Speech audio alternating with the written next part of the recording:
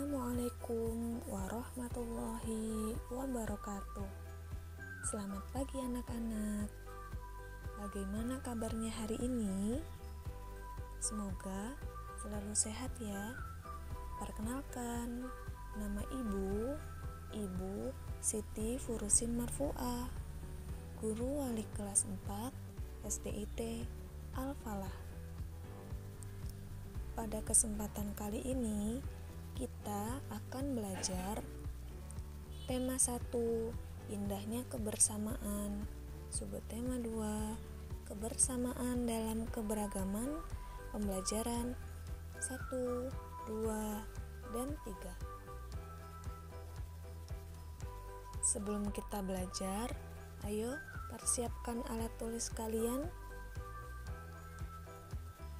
dan kita berdoa mau belajar. Angkat tangannya, tundukkan kepala dalam-dalam, dan mari kita berdoa. Bismillahirrahmanirrahim. Raditu billahi robba, wa bil islami dina, wa bi muhammadin nabiyya wa rasula. Rabbi zidni ilman warzu'ni fahman. Amin ya rabbal alamin. Materi pembelajaran kita hari ini ada 3. Yang pertama, bahasa Indonesia, yaitu mencermati gagasan pokok dan gagasan pendukung yang diperoleh dari teks lisan, tulis, atau visual. Yang kedua, IPA, yaitu menerapkan sifat-sifat bunyi dan keterkaitannya dengan indera pendengaran. Dan yang ketiga, SBDP, mengetahui gerak tari kreasi daerah. Pertama, kita akan mempelajari gagasan pokok dan gagasan pendukung. Di sini Ibu telah melampirkan sebuah teks tentang sejarah musik gamelan. Setelah kita baca teks berikut, kita akan menentukan gagasan pokok dan gagasan pendukung dari masing-masing paragraf. Kita baca ya. Sejarah musik gamelan. Alat musik tradisional gamelan memiliki sejarah yang panjang. Sebagian besar orang meyakini sebelum pengaruh Hindu datang, masyarakat Jawa telah mengenal 10 keahlian utama. 2 di antaranya keahlian itu adalah kemampuan untuk membuat dan memainkan wayang serta kesenian gamelan. Alat musik jenis gamelan memang banyak ditemui di berbagai daerah di Indonesia, seperti misalnya di Bali, Madura, dan Lombok. Namun setelah istilah gamelan Jawa mengacu secara umum pada gamelan di Jawa Tengah. Alat musik ini diduga sudah ada di Jawa sejak tahun 404 Masehi. Dilihat dari adanya penggambaran masa lalu di relief Candi Borobudur dan Prambanan. Gamelan Jawa dengan irama lembut ini biasanya dipakai untuk mengiringi pagelaran wayang dan pertunjukan tari. Namun dalam perkembangannya, gamelan Jawa bisa berdiri sendiri sebagai sebuah pertunjukan musik yang lengkap dengan penyanyi atau sinden. Nah, sekarang kita tentukan ya gagasan pokok dari masing-masing paragraf. Pada paragraf pertama, gagasan pokok berada di awal paragraf, yaitu tentang alat musik tradisional gamelan.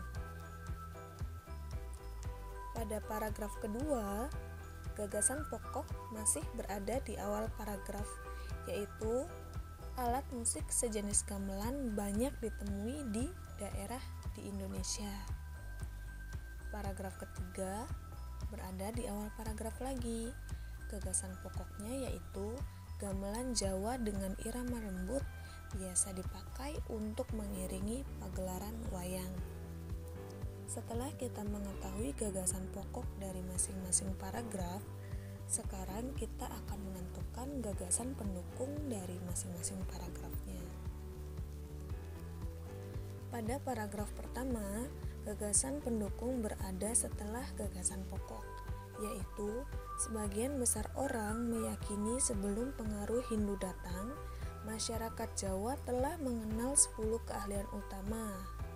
2 di antaranya keahlian itu adalah kemampuan untuk membuat dan memainkan wayang serta kesenian gamelan. Pada paragraf kedua, gagasan pendukungnya adalah istilah gamelan Jawa mengacu secara umum pada gamelan di Jawa Tengah. Alat musik ini diduga sudah ada di Jawa sejak tahun 404 Masehi. Dilihat dari adanya penggambaran masa lalu di relief Candi Borobudur dan Prambanan. Pada paragraf ketiga, gagasan pendukungnya adalah gamelan Jawa bisa berdiri sendiri sebagai sebuah pertunjukan musik yang lengkap dengan penyanyi atau sinden. Di sini Ibu sudah memberikan ciri-cirinya dari gagasan pokok maupun gagasan pendukungnya, yaitu dengan tulisan yang berwarna merah. Oke, selanjutnya kita akan membahas tentang bagian telinga manusia. Allah menciptakan bentuk tubuh kita dengan sangat sempurna. Salah satunya adalah indera pendengaran. Dengan menggunakan indera, kita dapat mendengarkan suara seperti kicauan burung, suara air mengalir, dan musik. Dan salah satunya seperti contoh tadi, yaitu gamelan. Apa saja bagian dan fungsi indera pendengaran? Bagaimana proses telinga kita dapat mendengar? Simak penjelasan berikut ya.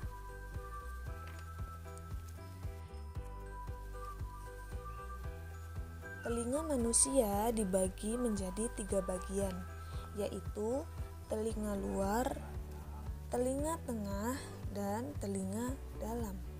Masing-masing telinga memiliki bagian dan fungsi tersendiri. Nah, ini adalah bagian dari telinga. Kita akan membahas fungsi telinga manusia dari bagian terluar. Yang pertama, telinga bagian luar. Telinga bagian luar terdiri dari 3 bagian, yaitu daun telinga, liang telinga, dan gendang telinga. Daun telinga merupakan bagian terluar dari telinga yang terbuat dari tulang rawan yang lentur. Daun telinga berfungsi menangkap dan mengumpulkan suara. Yang kedua, liang telinga berfungsi sebagai tempat masuknya gelombang suara ke telinga bagian dalam. Dan fungsi dari gendang telinga adalah berfungsi untuk menangkap gelombang bunyi. Pada bagian telinga yang kedua, yaitu telinga bagian tengah. Pada telinga bagian tengah terdapat 3 tulang pendengaran, yaitu tulang martil, landasan, dan sanggurdi yang saling berhubungan. Adapun saluran yang menghubungkan telinga tengah dengan rongga mulut yang disebut saluran eustasius. Fungsi saluran ini adalah menyeimbangkan tekanan udara di luar dan di dalam telinga sehingga gendang telinga tidak rusak.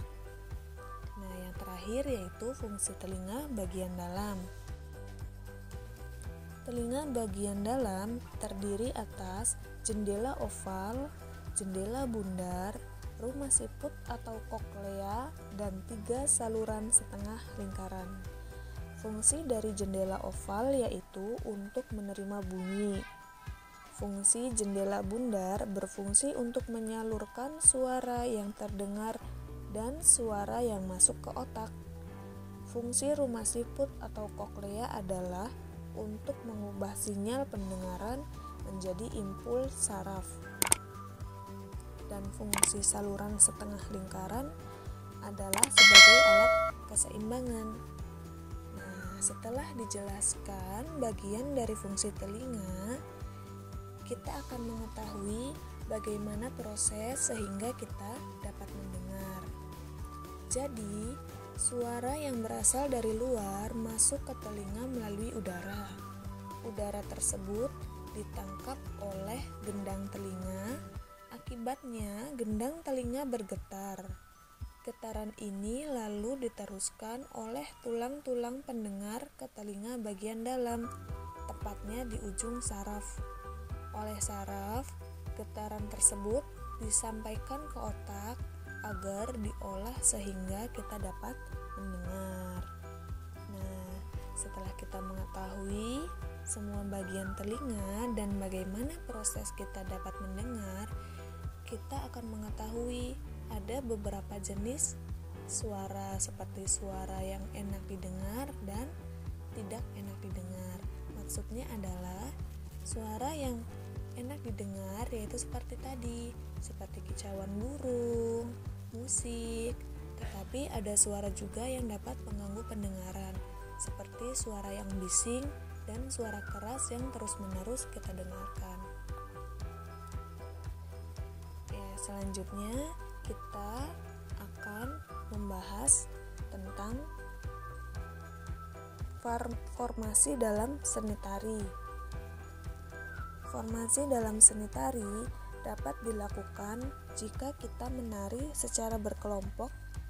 Saat menari memperagakan suatu tarian, penari kadang bergerak ke kiri, ke kanan, maju, mundur, atau bergerak membentuk lingkaran. Perhatikan bentuk formasi berikut ya. Pada formasi A, formasi penari membentuk pola lantai diagonal.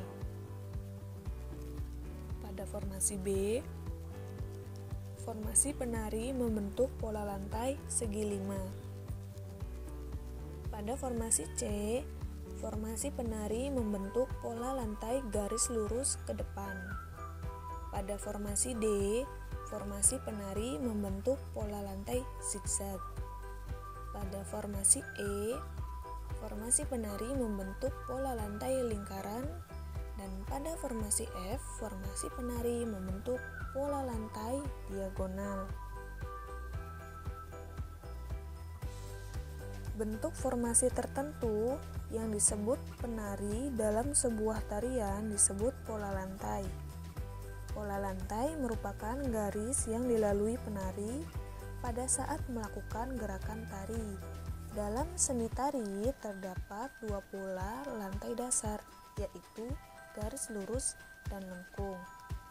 Pada pola lantai dasar pada seni tari, di sini Ibu contohkan ada 3 ya, yaitu membentuk garis horizontal, yang kedua membentuk garis vertikal, yang ketiga membentuk garis miring atau diagonal, dan yang keempat garis lengkung atau curve. Nah, jenisnya ada 2 di sini, yaitu garis lurus dan garis lengkung. Sekarang kita perhatikan contoh formasi pada tari daerah. Di sini ada 4 contoh pola lantai pada tari daerah atau formasinya. Yang pertama, pada tari Saudati Aceh. Yang kedua, pada tari Andun Bengkulu. Yang ketiga, tari Tandak dari Riau. Dan yang keempat, tari Tambun dan Bungoy dari Kalimantan Tengah. Tari Saudati di sini menggunakan formasi vertikal atau lurus ke depan. Tari Andun di sini menggunakan formasi lingkaran. Tari Tandak menggunakan formasi lingkaran, dan tari Tambun menggunakan formasi horizontal. Nah, masih banyak lagi jenis tari daerah yang menggunakan formasi yang berbeda. Alhamdulillah, materi hari ini sudah selesai. Sebelum kita tutup pembelajaran hari ini, mari kita ucapkan hamdalah Alhamdulillahirabbil alamin dan doa sesudah belajar. Allahumma inni astaudiuka ma ta'allamtu wa astaudi'u inda hajati ilaih. Ya Allah, sungguh aku titipkan apa yang telah aku pelajari dan aku mohon kembalikan saat aku membutuhkannya. Terima kasih anak-anak, semoga materi hari ini bermanfaat dan mudah dimengerti ya. Ibu undur diri. Wassalamualaikum warahmatullahi wabarakatuh.